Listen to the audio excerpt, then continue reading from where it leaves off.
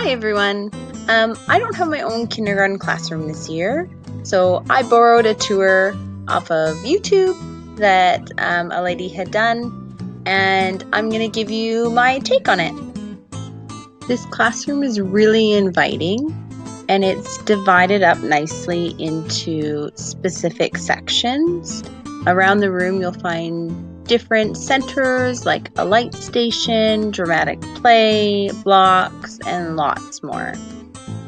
A bonus to this room is all the natural light that they have coming through. There's also some green space outside that they can take kids, which is really inviting. And along the window you'll see that there's some different reflective things like a disco ball and different papers for the sun to go through, which will be great for that light play or for them to use those reflective blocks to see the different colors. I really like this area in the classroom. It's got a lot of traditional things you'd find in a play area and some untraditional things like the wood furniture, the mirrors, and the lights, which is really inviting. All of the bins are down nice and low for the kids to be able to get easily. There's also a lot of mixture of materials in this area so that the kids can be really creative and think outside of the box. This area is great because it provokes and entices students to play and manipulate the letters in fun and interesting ways. I also like that there's so many different types of letters. There's wood blocks, foam letters, log letters, dice, all getting students to want to play with their letters in a fun and interesting way. This space was just used as their hand washing kind of area, but I thought it would be great to turn this into a science discovery place. It's perfect. It's got the water and a counter space. You could set out magnifying glasses and tweezers and tons of natural materials to get the students to want to learn about their environment, and hopefully it can relate to some kind of inquiry project that you have on the go.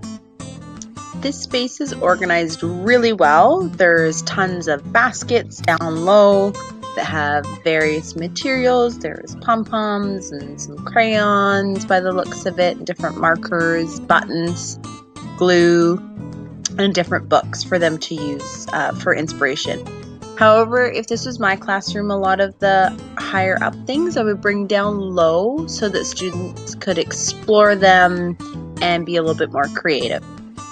Another thing that I liked are some of the objects in this art area that you wouldn't think of as art, such as the flowers, and there's blocks and different pictures on the wall that would help to inspire students, make connections, possibly build things instead of drawing and painting all the time, which I think is great.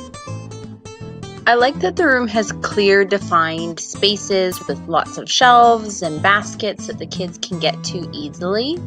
But I also really appreciate the way that the shelves are open on both sides. That way students can take materials that are meant for one area and easily use it somewhere else. For instance, they might be able to take some of the materials from the dramatic play and bring it to the carpet area and use with the blocks. This is one of my favorite rooms in this classroom. There's endless possibilities for students. There's tons of reflective surfaces and lights in here for children to explore and hypothesize with and experiment with.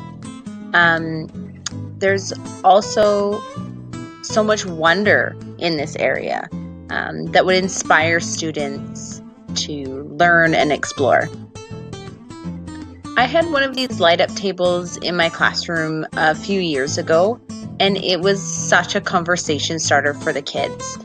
It piqued their interest as soon as it was in the room. I left it, didn't say anything, and they automatically wanted to test materials on it. They went and grabbed things to see if they would be see-through, if they could combine different colors, and they were completely interested in learning. This loose parts area is really well organized. There's a ton of materials that the students would be able to find outside. They can build with them.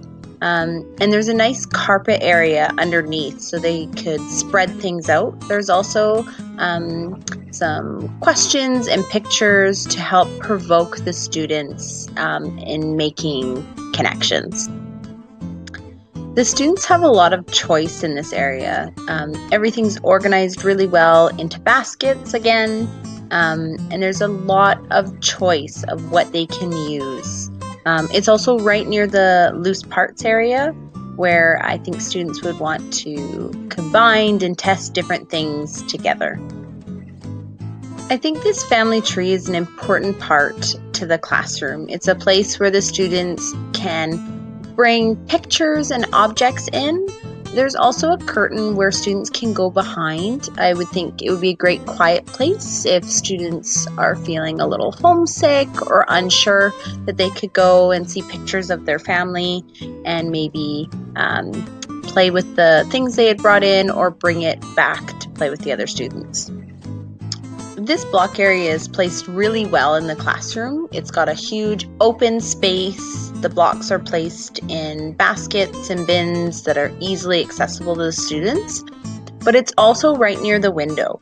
And they've got those rainbow blocks there as well, where the light can shine through and they can mix colors and build really tall towers and combine them with the regular blocks and see where they can go.